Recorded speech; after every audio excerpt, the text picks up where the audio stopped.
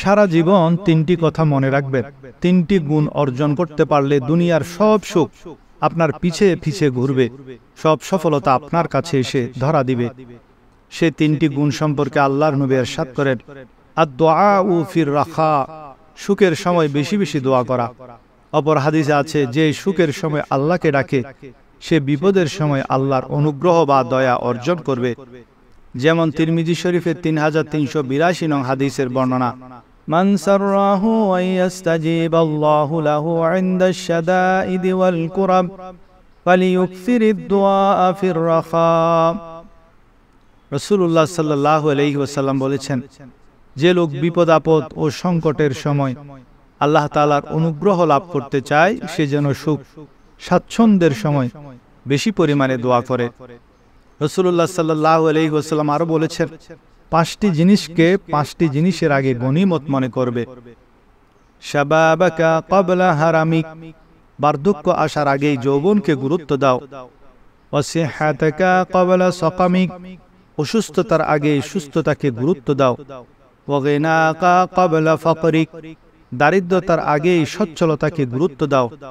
ওয়াফারাগাকা ক্বাবলা শুগুলুক, ব্যস্ততা আসার আগে অবসরকে গুরুত্ব দাও।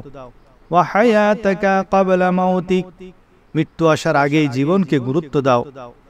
সহিহ বুখারী শরীফের 511 নং হাদিসের বর্ণনা, নবীজি ফরমান, তোমাদের মধ্যে যে ব্যক্তি তার ঘরে অথবা গোষ্ঠীর মধ্যে নিরাপদে ও সুস্থ শরীরে সকাল করেছে এবং তার কাছে একদিনের খাবার আছে, তাকে যেন পার্থিব সমস্ত সম্পদ, সমস্ত নিয়ামত দান করা হয়েছে।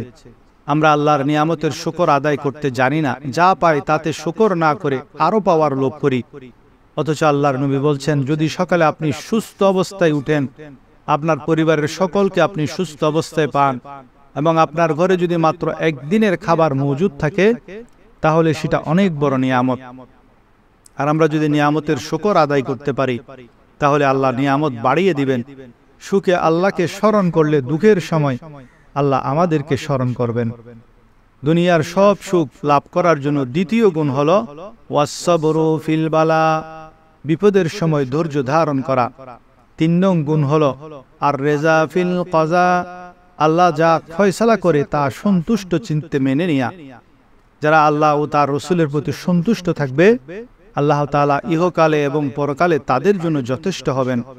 যেমন আল্লাহ তাআলা বলেন, ওয়ালাউ আন্নাহুম রাদু মা আতাহুমুল্লাহু ওয়া রাসূলুহু ওয়া ক্বালু হাসবুনাল্লাহু সাইউতিনাল্লাহু মিন ফাদলিহি ওয়া রাসূলুহু ইন্না ইলাল্লাহি রাগিবুন।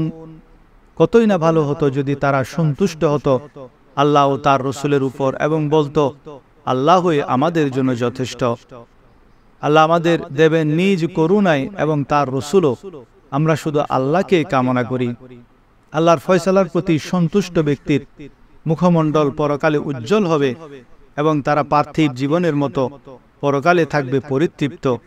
যেমন সূরা গাশিয়াতে ইরশাদ হয়েছে, উজুহু ইয়াওমাইযিন নাঈমা, অনেক মুখমণ্ডল সেদিন হবে সজীব। লিসাইহা রাদিয়া, তাদের কর্মের কারণে সন্তুষ্ট। সূরা ইমরানে আল্লাহ প্রকৃত সফল ব্যক্তির পরিচয় দিয়ে বলেন, ফামান যুহজিহা আনিন নার ওয়া উদখিলাল জান্নাতা ফাকাদ ফাস, যাকে জাহান্নাম থেকে দূরে সরিয়ে জান্নাতে প্রবেশ করানো হবে সেই প্রকৃত অর্থে সফল কাম। সূরা আনআমে বলেন, মান ইউসরাফ আনহু ইয়াওমাইযিন ফাকাদ রাহিমাহু ওয়া যালিকাল ফাওজুল মুবিন, সেদিন কিয়ামতের দিন যে ব্যক্তি থেকে জাহান্নামের শাস্তি দূর করে দেয়া হবে তার প্রতি আল্লাহ বড়ই দয়া করলেন, আর সেটাই স্পষ্ট সফলতা। তাহলে জাহান্নাম থেকে বাঁচা, জান্নাত লাভ করাটাই কোরআনের ভাষায় আসল সফলতা। আর সেটা লাভ করতে হলে দুনিয়াতে কোন কোন আমল করতে হবে তাও কোরআনে আছে। যেমন সূরা বুরুজে ইরশাদ হয়েছে, ইন্নাল্লাযীনা আমানু ওয়া আমিলুস সালিহাতি লাহুম জান্নাতুন তাজরি মিন তাহতিহাল আনহার যালিকাল ফাওজুল কাবীর, নিশ্চয়ই যারা ঈমান এনেছে এবং সৎকর্ম করেছে তাদের জন্য রয়েছে এমন জান্নাত যার তলদেশে নহরসমূহ প্রবাহিত হয়, এটাই মহা সফলতা।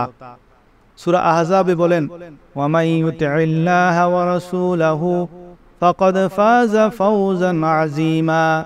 আর যারা আল্লাহ ও তার রাসূলের আনুগত্য করে তারা অবশ্যই মহা সাফল্য অর্জন করবে।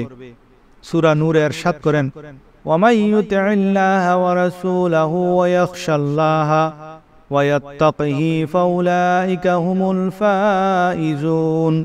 আর যারা আল্লাহ ও তার রাসূলের আনুগত্য করে, আল্লাহকে ভয় করে এবং তার অবাধ্যতা পরিহার করে চলে, তাকওয়া অবলম্বন করে, তারাই সফল কাম।